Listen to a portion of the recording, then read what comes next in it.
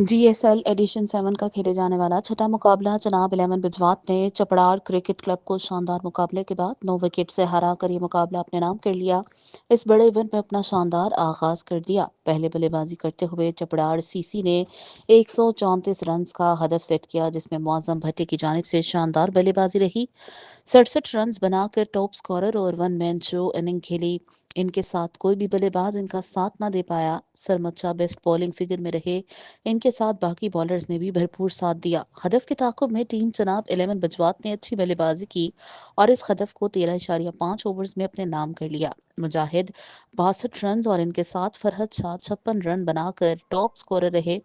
Match जीतने के बाद जनाब 11 बजवात के ओनर सैयद कैसर शाह, सैयद फ़हीम शाह की जानिब से पूरी टीम को ऐलान करदा इनाम 50,000, लेकिन ओनर अपनी टीम से मुतासिर हुए और 80,000 इनाम तमाम खिलाड़ियों, मीडिया और एम्पायर्स को दिया गया।